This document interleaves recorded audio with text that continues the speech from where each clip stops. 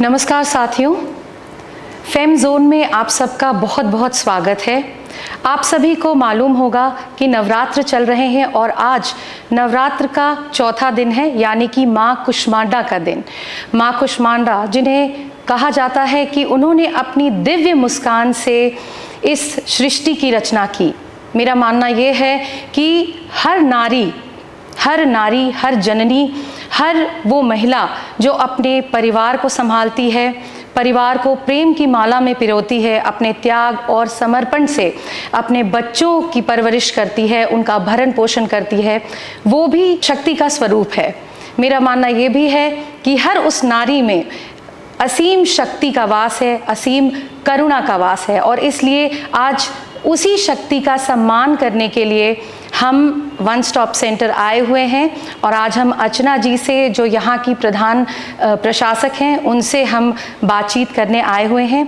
अर्चना जी ने अनगिनत महिलाओं की मदद की है। उन्होंने कई सारी महिलाओं को जो सामाजिक कुचक्र में वो फंसी हुई थी, उसमें से उनको बाहर निकाला है।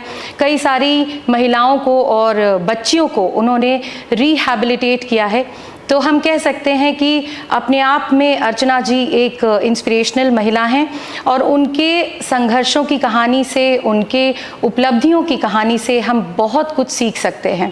अर्चना जी, आपका बहुत बहुत स्वागत है हमारे प्रोग्राम में, और आपने अपना बहुमूल्य समय हमें दिया, इसके लिए आपका बहुत बहुत धन्यवाद और आभार। सबसे पहले तो अर्चना जी, मैं आपसे ये पूछना चाहूँगी कि वन स्टॉप सेंटर क्या है और वन स्टॉप सेंटर का उद्देश्य क्या है? Thank you Nandi ji. मेरा नाम अर्चना है और मैं 2016 से वन स्टॉप सेंटर में एज ए इंचार्ज काम कर रही हूँ।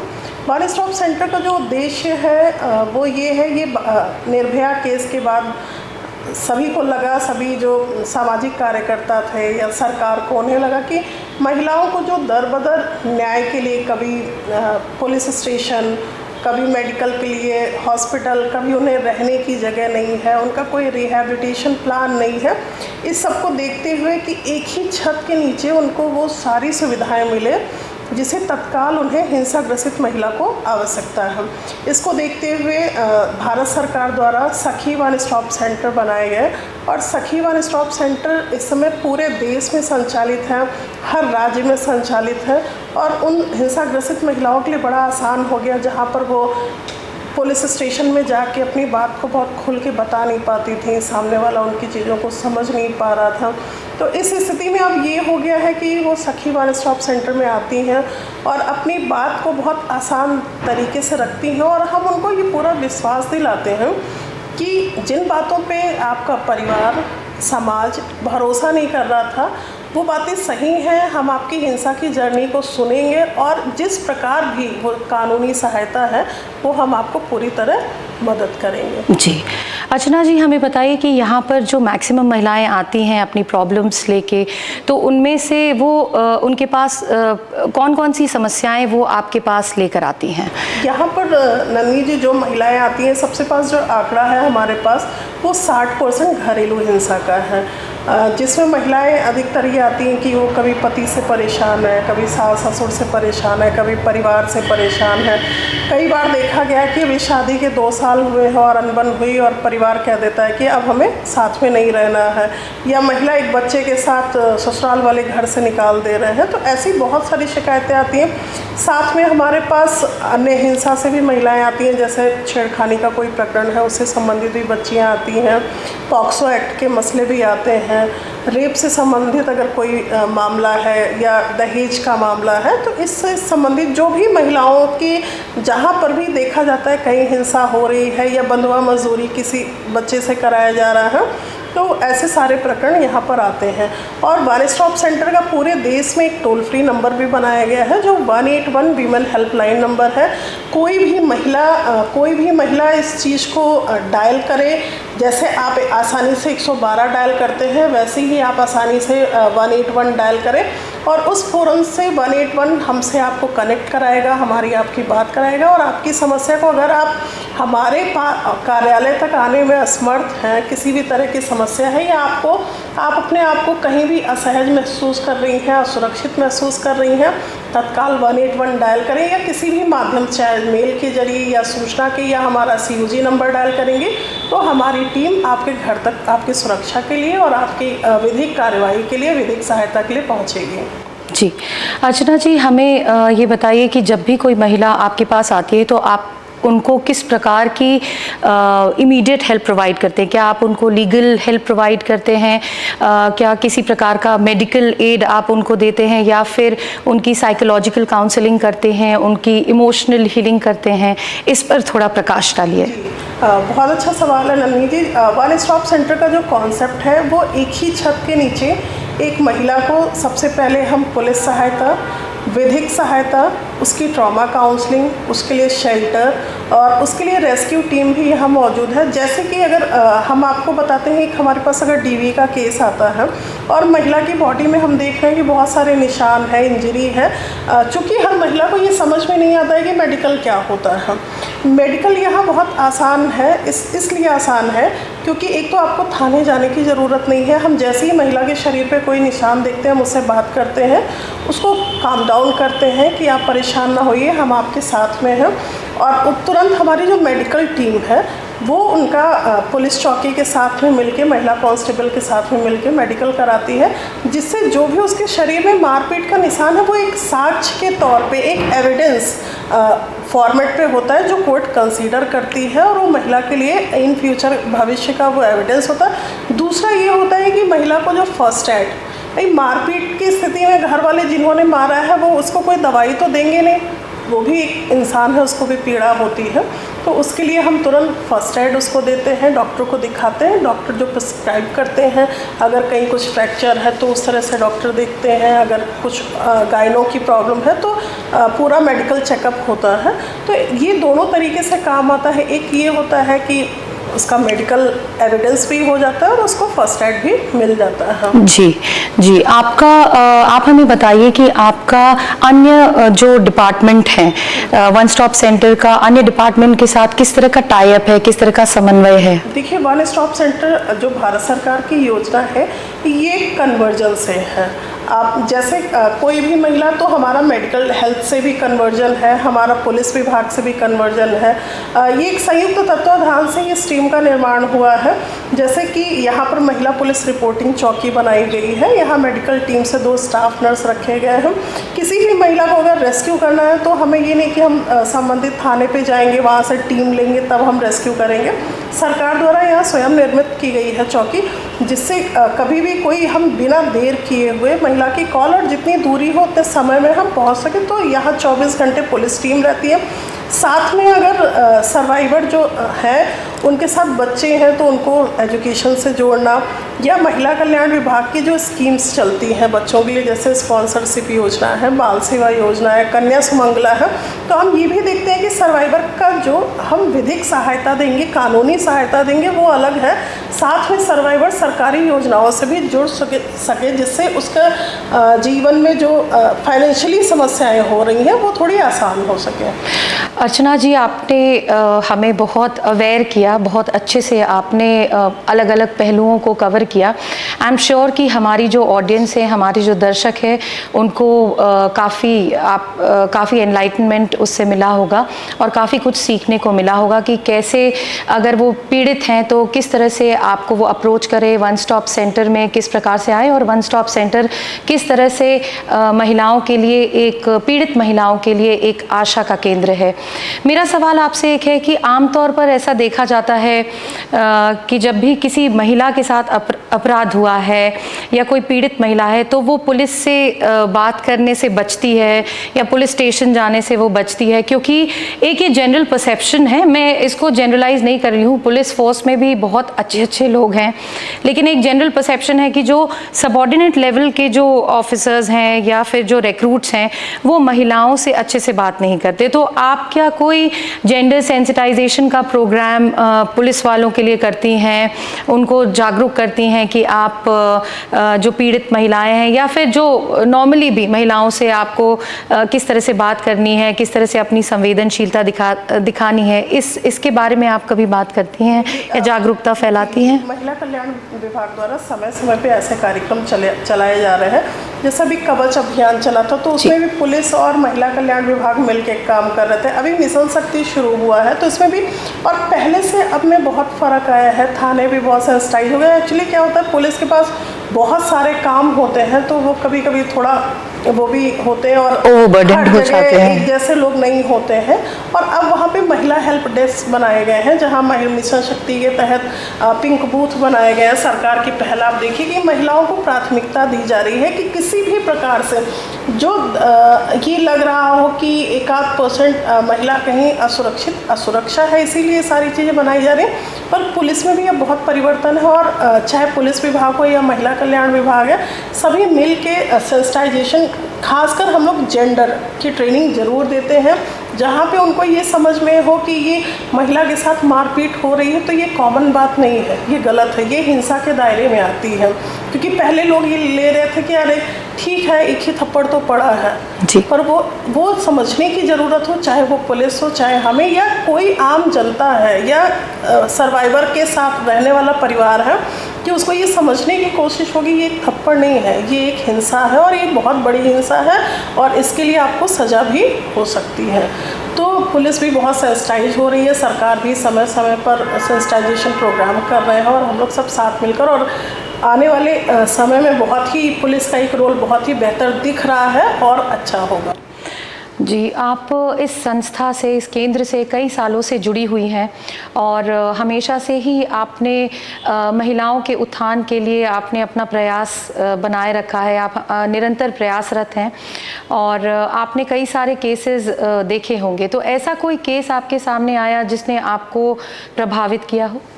हाँ, ऐसा देखा जाए तो नंदिनी जी, मैं थोड़ा सा केस में ऐसे डूब जाती हूँ कि मुझे लगता है कि अगर कोई प्रकरण आया है तो अगर यहाँ तक आया है तो महिला एक बहुत विश्वास के साथ आई है और उसके विश्वास को हमें नहीं तोड़ना है, उसके विश्वास को बनाए रखना है। ऐसे ही प्रकरण हमारे पास आया था 2017 में, जिसमें एक बच्ची थी, उसके फादर उसका सेक्सुअल असॉल्ट कर रहे थे जी। और शायद 2017 में तब लोग इतना, अभी भी लोग नहीं मानते कि एक पिता कर सकते हैं और तो पूरे एविडेंस थे। अब तो हमारे पास ऐसे केसों की बहुत संख्या बढ़ गई है जी।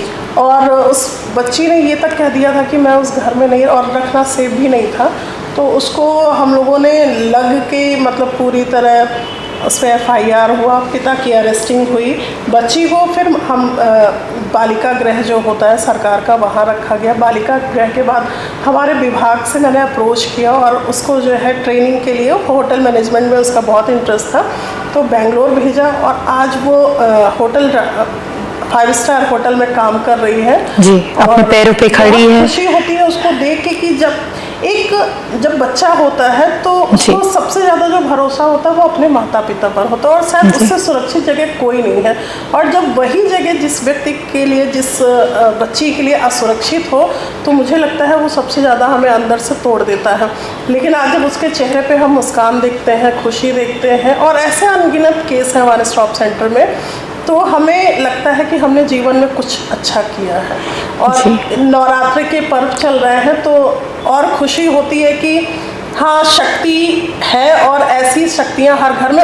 वो शक्ति हमारी नहीं थी, वो शक्ति उस बच्ची की थी, उसने हिम्मत दिखाई, वो इस फोरम तक पहुँची। और अगर मैं यही गुजारिश करूँगी कि चाहे पुलिस स्टेशन हो या वन स्टॉप सेंटर जैसे और संस्थान हो, अगर ऐसे केसेस आते हैं तो हमें लीग से हटकर भी मदद करनी चाहिए। जी जी, बहुत अच्छी बात कही आपने अर्चना जी। और आप निरंतर महिलाओं के लिए आप प्रयास कर रही हैं और इसमें बड़ी ही संवेदनशीलता से आप आगे बढ़ रही हैं। आपने अपनी पद की गरिमा और अपने पद की संवेदनशीलता आपने दोनों ही बना के रखा हुआ है, तो इसके लिए आपका बहुत बहुत धन्यवाद। और मुझे लगता है हमारे जैसी महिलाओं के लिए और अन्य महिलाओं के लिए भी आप प्रेरणा हैं और साथ ही साथ एक ब्लेसिंग भी हैं, क्योंकि आज जैसे मैं जब आपसे इंटरव्यू ले रही हूँ, आपसे बातचीत हो रही है, तो कहीं ना कहीं at the back of my mind मेरे दिमाग में ये चल रहा है कि कल अगर कुछ फॉर्चुनेटली या अनफॉर्चुनेटली मेरे साथ कुछ अगर बुरा घटित होता है तो अर्चना जी जैसी संवेदनशील महिला यहाँ पर बैठी हैं और वो हेल्प करने के लिए 24/7 रेडी हैं। तो ये मुझे लगता है कि प्रदेश की महिलाओं के लिए ये बहुत बड़ा ब्लेसिंग है। वन स्टॉप सेंटर तो ब्लेसिंग है ही, लेकिन सबसे बड़ी बात कि इस पद पे आपकी जैसी सेंसिटिव और कंपैशनेट महिला का होना, ये एक बहुत बड़ी बात है। उसके लिए मैं आपको बहुत बहुत धन्यवाद कहना चाहूँगी। और अर्चना जी, आपसे मैं पूछना चाहूँगी कि जैसे आपने बताया कि आपके सामने इस तरह के केसेस आते हैं, जैसे कुछ ऐसे केसेस जो लोग उसको इमेजिन भी नहीं कर पाते, जैसे एक पिता ने अपनी बेटी को उसकी मॉडेस्टी को आउटरीच किया। इस तरह के और भी कई सारे केसेस आते होंगे। जैसे अभी आया था एक केस जिसमें छोटी सी बच्ची का जो ब्रिज के नीचे अपनी माँ के साथ सो रही थी, मैंने देखा था आप मौका वारदात पे भी वहाँ पे पहुँची थी, लेकिन कुछ जो मिसक्रिएंट्स थे, बदमाश थे, उसको उठा के ले गए और उस 2 साल की मासूम बच्ची का रेप हो गया। फिर I think she passed away also. तो जब इस तरह के केसेस आपके सामने आते हैं तो आपको कैसा महसूस होता है? इमोशनली ये एक बहुत ही डिस्टर्बिंग फैसेट है हमारे समाज का। तो आप अपने आप को इमोशनली कैसे स्ट्रॉन्ग करती हैं? अपने आप को कैसे आप इमोशनली बैलेंस्ड करती हैं? जी नंदिनी जी, मैं भी एक माँ हूँ और मेरी भी बेटी है। तो जब ऐसे केसेस आते हैं तो एक सेकंड जो होता है, चूँकि हम लोग यही काम कर रहे हैं, तो एक सेकंड जो होता है वो कहीं हमारे अंदर भी एक डर आ जाता है, हमारे अंदर भी एक चीज़ें होती हैं, लेकिन फिर हम उससे हट के और हमें ये सोचना होता है कि हमें इंस्टेंट करना क्या है। और जो ये 2 साल की बच्ची की घटना हुई थी, बच्ची अभी बहुत ये गलत न्यूज़ है कि वो अभी बहुत सुरक्षित है, ठीक है, उसका एक ऑपरेशन हुआ, दूसरा ऑपरेशन और होना है। उस केस में पुलिस की भूमिका बहुत अच्छी रही कि तत्काल उसका इनकाउंटर किया गया जो दोषी था, और बच्ची का पूरा महिला कल्याण विभाग द्वारा इलाज कराया गया, सामान को उसका पैसा बिल्कुल समय से आया। हमारी उसमें पूरी मॉनिटरिंग भी चल रही, पुलिस विभाग ने बहुत ही अच्छा काम किया। मतलब तत्काल अगर पुलिस ऐसी ही सजग रहे तो शायद चीज़ें बहुत बेहतर चलेंगी। और खुद के लिए ये लगता है कि अपने आप को कैसे संभालें, तो होता है कि हम खुद की भी काउंसलिंग करते हैं, खुद को ये समझाने की कोशिश करते हैं कि अगर हम बेहतर काम करेंगे तो लोगों को न्याय मिलेगा, तो वही हमें राहत देता है। जब किसी को न्याय मिलता है और किसी के साथ अच्छा होता है, जैसे इसमें इनकाउंटर हुआ और उसकी सेहत में इम्प्रूवमेंट हुआ, हमारे स्टाफ नर्स लगातार लगी रहीं, चाहे उसका मतलब आप समझ लीजिए उसके इंटरनल पार्ट को क्लीन करना हो, माँ थोड़ी मानसिक मंदिर थी, पूरी देख रेख, एक बच्चा अगर गोद में आया हो इस कंडीशन में कि अभी 1 घंटे में इसके साथ क्या होगा, और अगर वो हमारे सेंटर से फिर चल के जा रहा है तो मुझे कितनी खुशी देता है। तो जब एक पीड़ित के चेहरे पे खुशी आती है तो वही हमारी काउंसलिंग होती है और वही हमको मजबूत बनाता है। जी अर्चना जी, जब हम NCRB की रिपोर्ट देखते हैं, स्पेशली जो 2022 की है, आई थिंक वही है अभी लेटेस्ट, हाँ लेटेस्ट वही है 2022 की जो NCRB की रिपोर्ट आई है, तो उसमें देखा गया है कि महिलाओं के प्रति हिंसा में बढ़ोतरी हुई है। और क्या ये इसलिए भी है क्योंकि महिलाएं जो हैं अब ज़्यादा मुखर हो रही हैं और उनके साथ जो अन्याय हो रहा है उसकी वो रिपोर्टिंग कर रही हैं? बिल्कुल। एक्चुअली क्या होता था, पहले जो इतनी अवेयरनेस नहीं थी, महिलाओं को उनके अधिकार नहीं पता थे।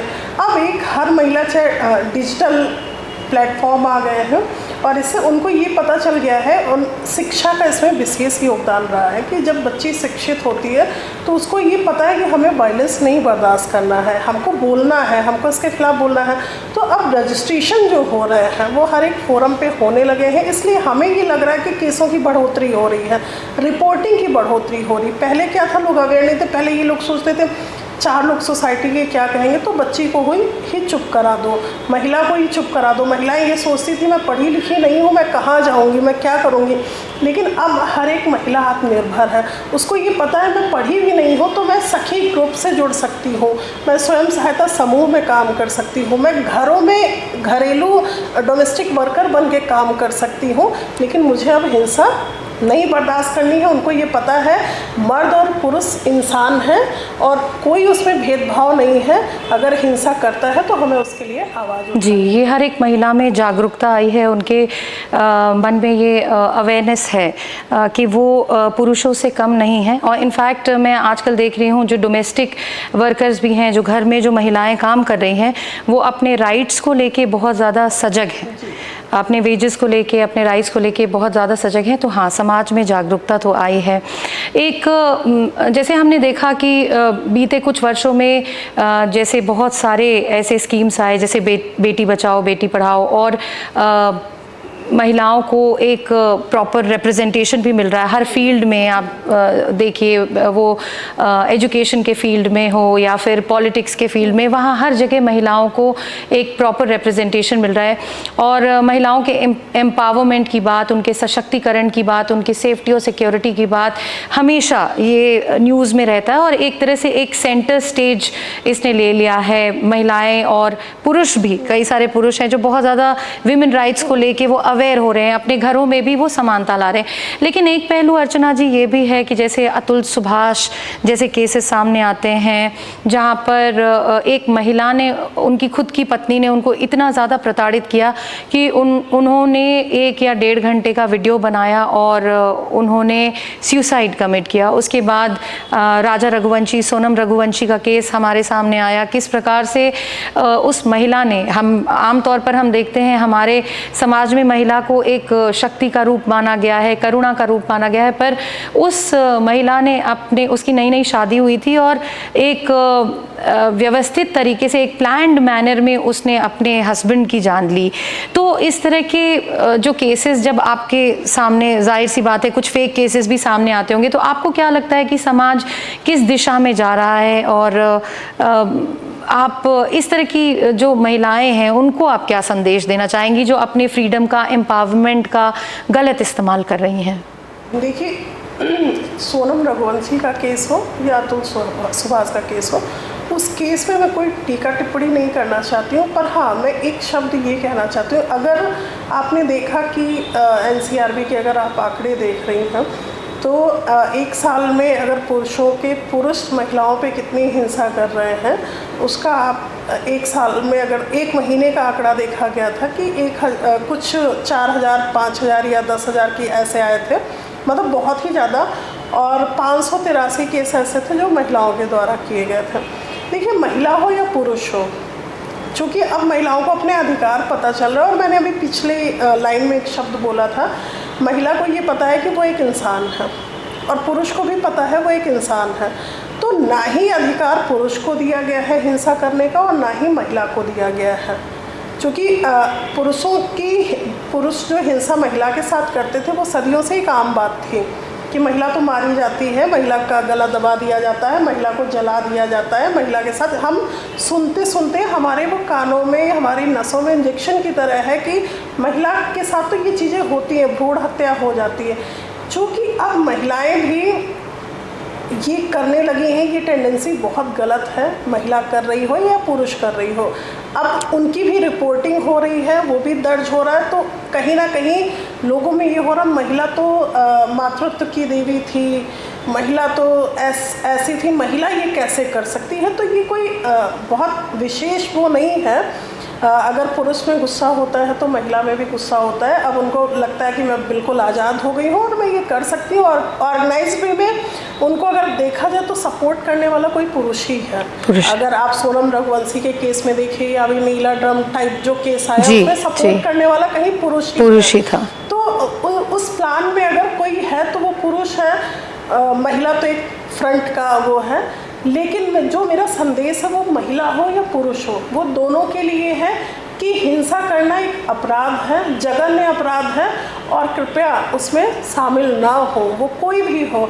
और महिलाओं के लिए ख़ास तौर पे ये सारी जो ऑर्गेनाइज्ड आप क्राइम कर रहे हैं, ये सारी चीज़ें, अगर आपको कुछ लग रहा है कि कुछ गलत है तो क्राइम से अच्छा आप उस फोरम पे जाइए, वहाँ पर अपनी बात रखें। या आप पति पत्नी साथ नहीं रह रहे हैं, आपके विचार नहीं मिल रहे हैं, तो आप सेपरेट हो जाइए, आप अलग हो जाइए।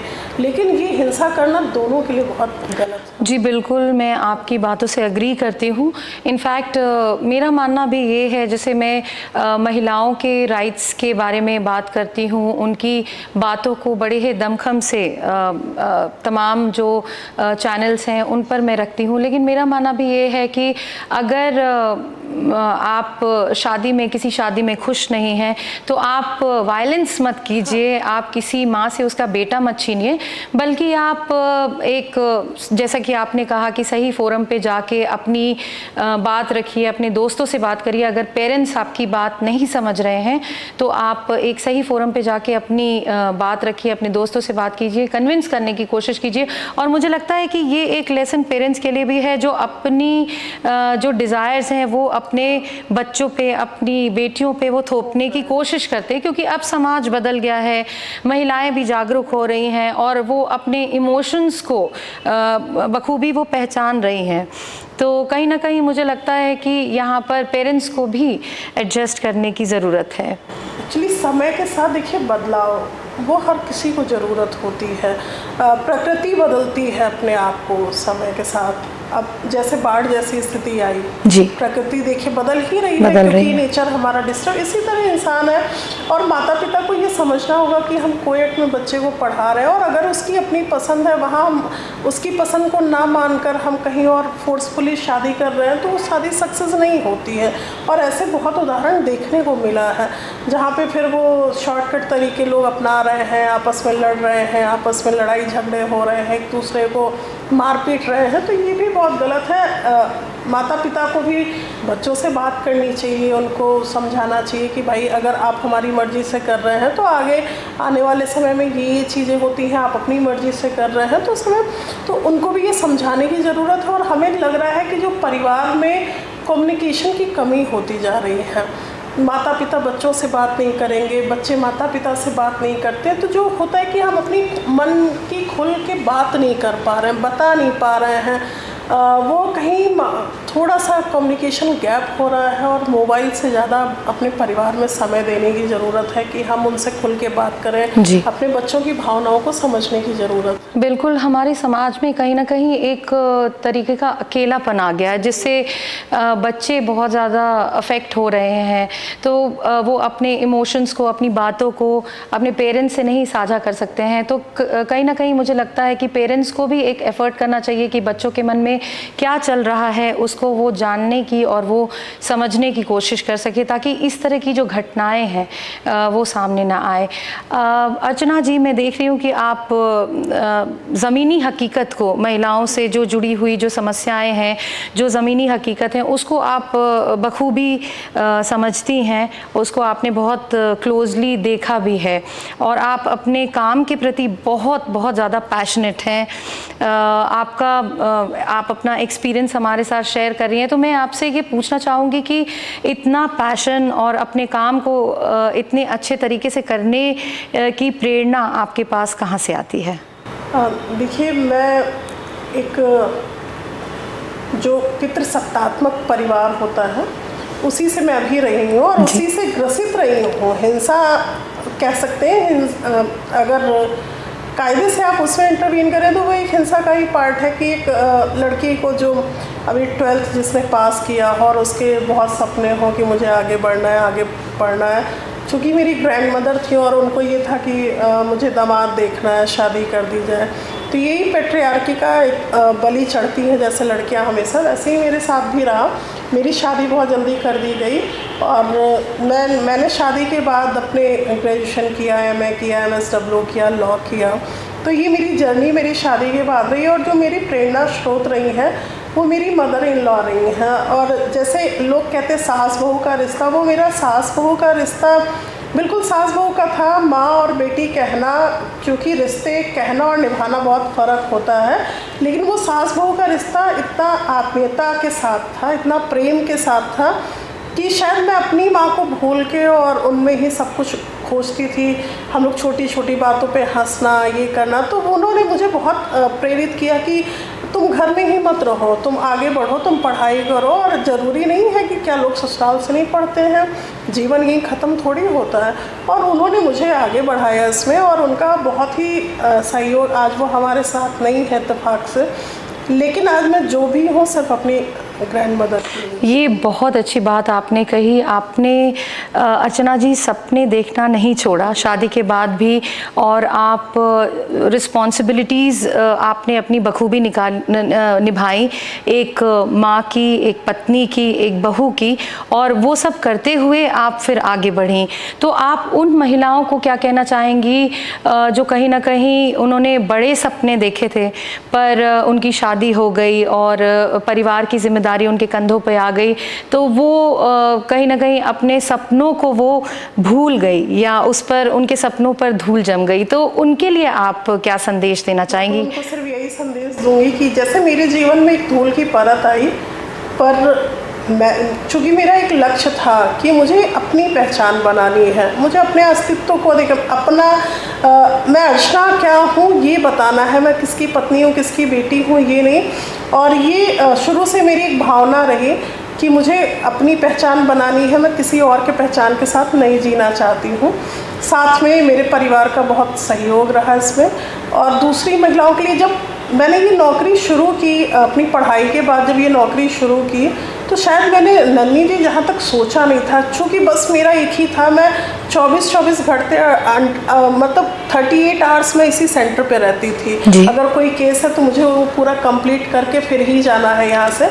2018 का 19वें नारी शक्ति पुरस्कार मिला, प्रेसिडेंट अवार्ड मिला। तो जब एयरपोर्ट से मैं आई और बाहर निकली और मैंने उसको एक बार देखा, तो मुझे एहसास हुआ कि बहुत बड़ी चीज़ मेरे हाथ में आई है। और एक महिला के लिए, घर से निकली हुई महिला के लिए इतना आसान नहीं होता है।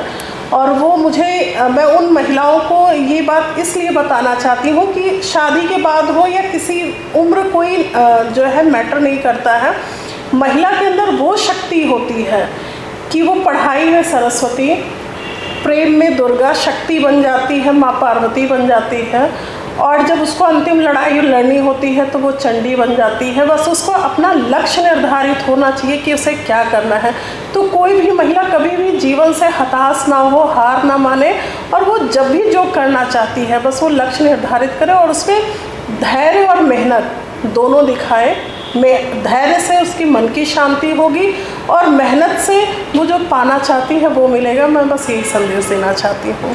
जी, आपने बहुत अच्छी बात कही अर्चना जी। नारी एक दुर्गा का रूप है, पार्वती का रूप है, सरस्वती का रूप है, और ज़रूरी ये है कि हर नारी, हर महिला इस शक्ति को अपने अंदर पहचाने और उसको जगाए, ताकि उसने अपने लिए जो भी लक्ष्य निर्धारित किया है उसको वो अचीव कर सके और समाज में एक प्रेरणा बने, अपने बच्चों के लिए, अपने परिवार के लिए वो प्रेरणा बने। तो आज हमारे साथ अर्चना जी हैं, इन्होंने बहुत ही अच्छी बातें की, बहुत ही प्रेरणादायक बात की। एक सवाल आपसे मैं ये भी पूछना चाहूँगी कि आने वाले समय में आपको क्या लगता है कि समाज की भूमिका क्या रहेगी, समाज की, सरकार की? जब हम महिला सशक्तिकरण की बात करते हैं तो उसमें समाज की और सरकार की क्या भूमिका रहेगी? आने वाले समय में क्या, अभी देखा जाए आप तो सरकार ने हर उस क्षेत्र को छूने की कोशिश की है जहां महिला पिछड़ी थी। चाहे आप महिला किसानों को देख लीजिए, उनके लिए भी सरकार नई नई योजनाएं, नई टेक्नोलॉजी लेके आ रही है। चाहे डेयरी उद्योग में, उत्पादक में आप देखें, महिलाएं सखी डेयरी उत्पाद झांसी का आपका, जिसको भी महिला पुरस्कार मिला हुआ है माननीय मुख्यमंत्री जी से हमारे।